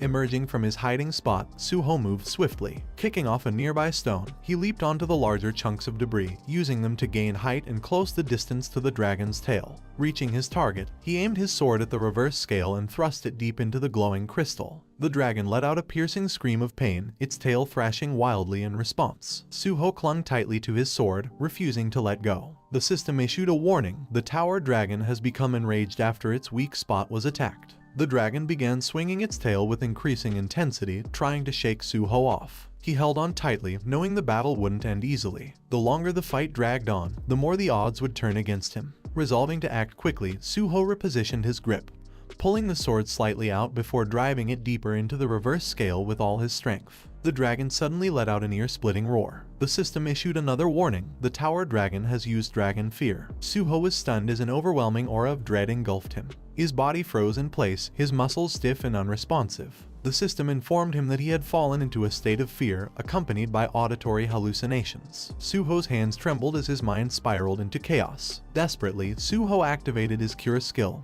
hoping to dispel the fear. However, the system delivered grim news: the fear is a high-level debuff and cannot be cancelled. The dragon let out another deafening scream, raising its tail high into the air. Suho's eyes widened in shock as he realized what was about to happen. Thinking quickly, he remembered his subspace fortress and summoned its entrance. Just as the dragon's tail struck the pillars, Suho managed to dive into the safety of the fortress, narrowly avoiding a crushing blow. Inside the fortress, Suho hit the floor hard, the impact leaving him winded. Forcing himself to sit up despite his trembling body, he knew he had to act fast. Reaching into his inventory, he retrieved several potions. However, before he could drink one, the dragon's oppressive aura seeped through even the fortress walls, overwhelming him with another wave of fear. He collapsed to the ground, barely able to move. Gritting his teeth, Suho pushed himself to grab one of the potions, managing to open and consume it. The system notified him that he had consumed a purification potion, and its effects activated immediately. Suho quickly drank the remaining 2 purification potions, lifting the state of fear and hallucinations that had gripped him. Lying on the floor in exhaustion, he allowed himself a moment of relief, grateful to have survived. He could still hear the dragon growling in rage outside, but the fortress's safety brought some comfort. Only those he allowed could enter, making the space impenetrable for the dragon. Sitting up, Suho reflected on how fortunate he was to have purchased the purification potions at the general market, even if he hadn't anticipated needing them so soon. Despite his reprieve, he acknowledged that the battle was proving far more difficult than expected. He realized that dragon fear didn't grant resistance even after being dispelled, and cure spells were ineffective. If he relied solely on retreating into the fortress and using purification potions, victory would remain out of reach. Determined to find another way, Suho raised his hand and began pulling various items from his inventory. He decided it was time to consider the teachings of the mad pulverization scholar, a strategy that might offer him an edge. Moments later, the system informed Suho that he had learned a basic combination formula from a skill book. Summoning a combination jar, Suho contemplated his next move. A combination recipe with an absolute formula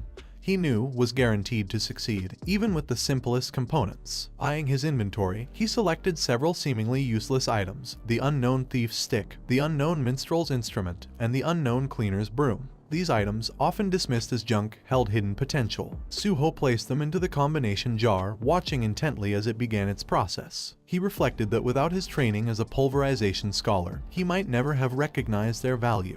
The jar began to react erratically, prompting a system alert. Suho wondered what was happening to the jar, but before he could investigate further, it exploded. The system congratulated him, declaring the combination a success. It announced that a rare treasure had been created using the lowest level formula, the first Mumu, graded S+. The system explained the treasure's properties. The first Mumu possessed no presence, attention, or trace, its origins tied to items once owned by individuals who had lived quiet, unnoticed lives. Through the combination process, the treasure's grade had been elevated by one level. Furthermore, when equipped, it granted the effect Colorless Solitude, a grade S attribute, ensuring the user would blend seamlessly into the background. Suho took the first Mumu in hand, and the system informed him that he had achieved a significant accomplishment. As a reward, the system granted him 10 bonus stats. He had anticipated this outcome, knowing that successfully combining an item marked as the first ever would yield bonus stats. The primary reason he combined the first Mumu, an S+ grade item, was precisely to take advantage of this reward. Once again, he reflected on how fraudulent the privileges of being a regressor were. Items could be categorized in many ways, but one classification divided them into first and not first. As the term implied, first items were those appearing in the world for the first time, and they were often classified as S grade. The first Mumu, however, was rated S+. The plus sign indicated that the item was either growth type, its power influenced by the user, or it had a set effect. In the case of the first Mumu, it was a growth type item. Suho slipped the first Mumu onto his middle finger, and the system informed him that it was now bound to him. This was his first time wearing an S+ grade item, and he was confident it would prove immensely valuable. He remembered how, in his previous life, he couldn't obtain the first Mumu because it had already been discovered by the mad pulverization scholar. That discovery had revealed the formula for creating Mumu items, but this time around, he had managed to claim the first Mumu for himself. Opening his status window, Suho decided it was time to wake up that guy now that he had gained bonus stats. Once the window appeared, he allocated 4 points to his magic stat, bringing it to 100. The remaining 6 points he distributed evenly between strength and stamina. The system notified him of his progress, congratulating him as his magic stat reached the red rank. This marked the first time Suho had obtained a red tier stat before reaching level 50, confirming the exceptional speed of his growth. Excited, he reflected on how long it would take to reach purple rank, which required a magic stat of 700. While the journey ahead was significant, he felt confident that if his growth rate continued at this pace, he might even surpass purple rank, a feat unimaginable in his previous life. Finished distributing his bonus stats, Suho stood and summoned the old spear. The weapon materialized in front of him, and he caught it firmly in his grasp. Addressing the spear, he declared it was time for its awakening. Channeling his magic power, Suho began supplying the spear with energy. As the magic surged around him, the spear's dormant consciousness started to stir. The absorption was immense, just as he had expected. The spear feasted on his magic, and Suho pushed himself to supply even more power. He noticed the reactions intensifying and redoubled his efforts, determined to see the process through. After pouring in substantial magical energy, the system informed him that the old spear had been sufficiently supplied and its consciousness had begun to awaken. The system congratulated him for partially succeeding in awakening the spear's consciousness. Moments later, the system updated the spear's information. It now bore the name Shadow Spear, rated a+. Suho lowered the spear's tip to the floor, gripping it confidently. With a smirk, he announced that it was time for round 2 to begin. The Shadow Spear was one of the treasures of the Shadow Lord, said to have been crafted from the bones of a shadow beast. It recognized the first person to awaken its consciousness as its owner, granting unique abilities. One such ability, Shadow Summons, allowed the spear to be drawn from the owner's shadow at any time. If damaged, the Shadow Spear could be repaired and resummoned through shadow regeneration. provided there was sufficient shadow and magic power. Suho examined the spear in his hand, marveling at its potential. He recalled that if Jang Pyong-ho wielded the subspace fortress, then the Monarch of Spirits, the so-called Shadow Lord, had wielded the Shadow Spear. The title Shadow Lord was explicitly mentioned in the spear's description, suggesting that a true Shadow Lord might exist somewhere within the gates, fragments of another world. Armed with the Shadow Spear, the Monarch of Spirits had gained infamy, becoming as notorious a criminal as Jang Pyong-ho. Suho felt a sense of satisfaction, knowing he had secured the weapon before it could fall into the wrong hands. Testing the spear's abilities, Suho threw it away and raised his hand over his shadow. Concentrating, he summoned the Shadow Spear. His shadow rose like smoke, coiling around his arm before the weapon materialized in his grip. Holding it tightly, he confirmed that Shadow Summons was an exceptionally useful ability. Turning toward the dragon resting outside, he considered attacking from the safety of the subspace fortress, but dismissed the thought. Unfortunately, the fortress lacked any offensive features. Cautiously, Suho placed a foot outside the fortress and then leapt out entirely, deciding to capitalize on the dragon's vulnerable state while it slept. Moving quietly, he approached its massive form, stopping near its head. Leaping onto a nearby stone, he summoned the Shadow Spear again, drawing it from his shadow. The positioning seemed ideal for his next strike.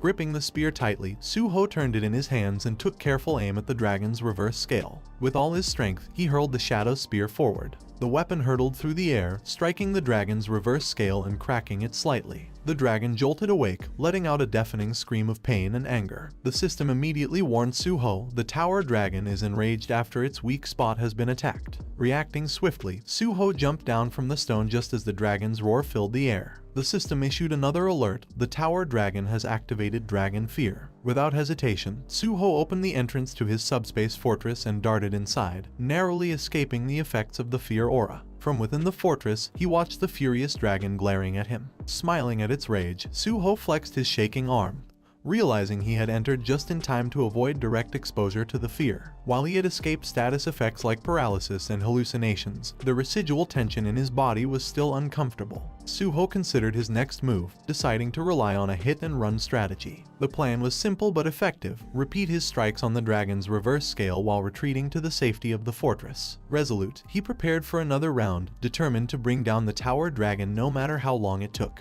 After a prolonged battle, the dragon's reverse scale was severely damaged. Inside his subspace fortress, Suho took a moment to reflect. Breaking the reverse scale had taken far longer than he anticipated, and though it wasn't completely destroyed, its power had been reduced to less than 10%.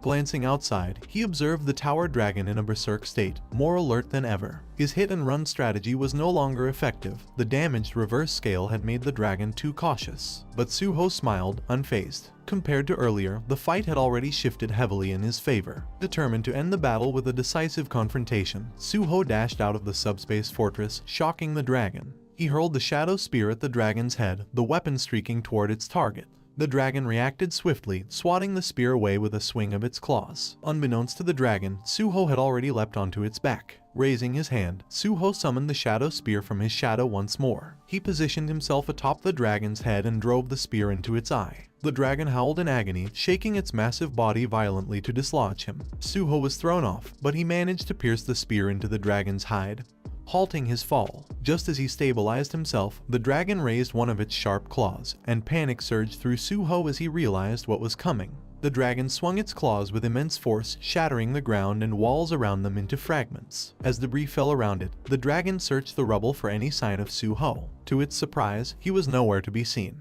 The dragon's ears perked at the sound of footsteps. Turning to the side, it saw Suho charging toward it, summoning his Shadow Spear once again. Suho aimed directly at the exposed reverse scale. The dragon, sensing the imminent threat, unleashed a powerful Dragon Fear. The system alerted Suho that he had fallen into a state of fear. With all his strength, he launched the spear forward, channeling intense pressure into the throw. The weapon struck the reverse scale, shattering it completely. The dragon roared in agony, collapsing as its energy began to wane. The system notified Suho that the reverse scale had been fully destroyed and the dragon's power was weakening. Suho quickly consumed a purification potion, dispelling the fear debuff.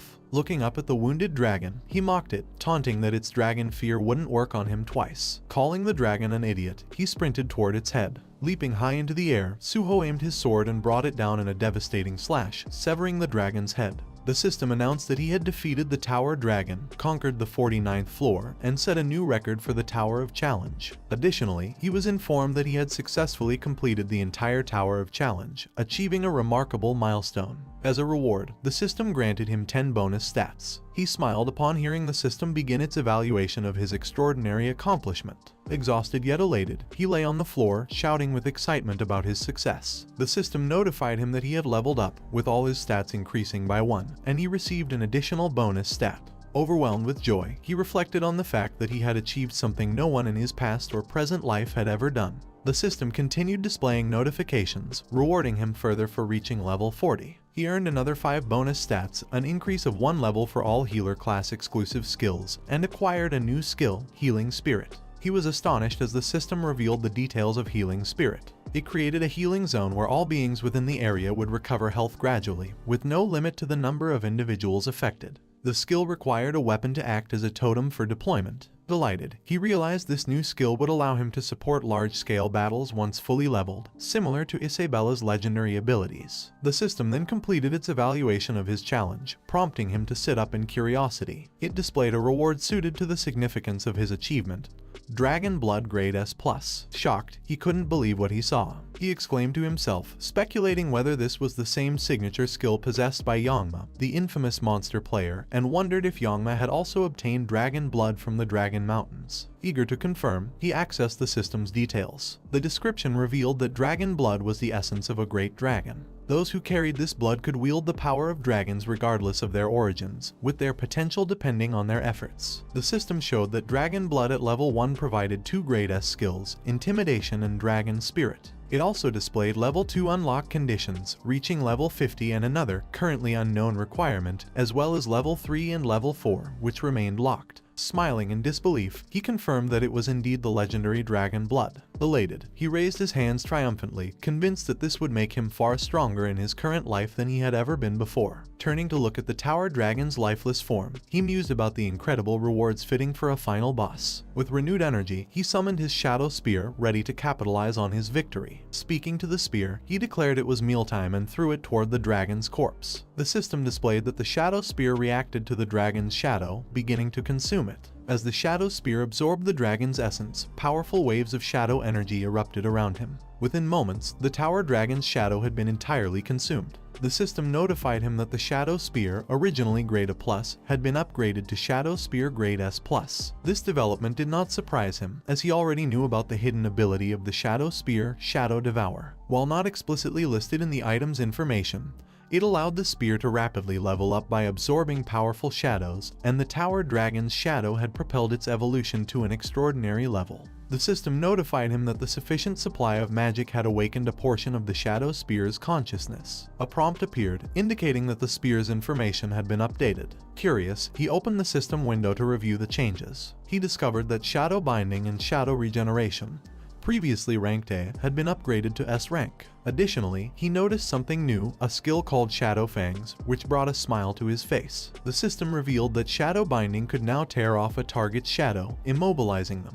While the target's shadow was pierced by the Shadow Fangs, they would also suffer bleeding damage every second due to the effect of Shadow Bleeding Grade S. Excitement bubbled up as he realized he had gained 2 more S-rank skills. He expected no less from a growth-type weapon, which was leagues above ordinary equipment. As he began walking away, satisfied that he had obtained everything he needed, he suddenly stopped. Something caught his attention. A tooth from the dragon remained, strangely intact. Picking it up, he triggered another system notification identifying it as Dragon's Fang. The system detailed its effects. Any being pierced by the fang would suffer an irrecoverable status, rendering all forms of recovery impossible. He shouted in disbelief at the discovery, marveling at his luck. He pondered the rarity of dragon byproducts, which were said to be almost impossible to acquire, and came to a realization: the tower dragon wasn't a mere dragonkin but a pureblood dragon. Byproducts from pureblood dragons were inherently S-grade materials, their rarity matched only by their immense power. Staring at the fang, he concluded it made sense for the reward to include dragon blood, but even so, this was a fiery windfall. He placed the fang in his inventory, ready to head outside,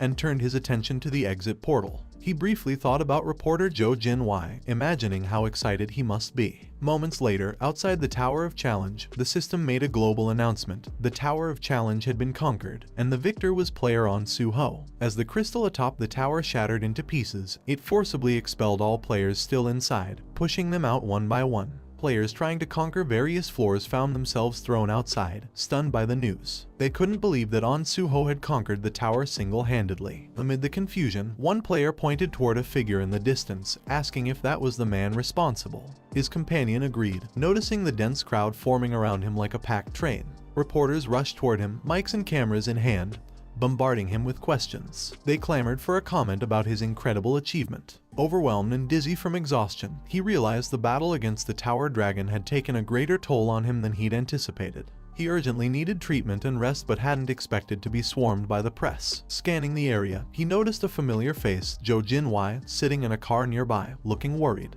Jinwei seemed to be anxiously debating whether On Suho had truly conquered the tower alone. Before Jinwei could process the sight, Suho suddenly appeared, grabbing his shoulder. Startled, Jinwei yelped and fell to the ground in shock. Suho asked why he was so surprised, pointing out that Jinwei had been waiting for him. Jinwei stammered in response, asking how Suho had managed to find him and evade the crowd. Suho casually replied that he had slipped past everyone, though the truth was that he had used his ultimate stealth technique to disappear without a trace. Extending a hand to help Jinwei up, Suho asked if he still didn't trust him. Jinwei hesitated for a moment, then accepted the hand, admitting that he knew Suho was a crazy person. Suho smirked and teased that if Jinwei still didn't trust him, he could always switch to a different reporter. Jinwei shook his head, replying that if he hadn't trusted Suho, he wouldn't have come this far. Relieved, Jinwei gestured toward his car, suggesting they leave before the crowd started chasing them again.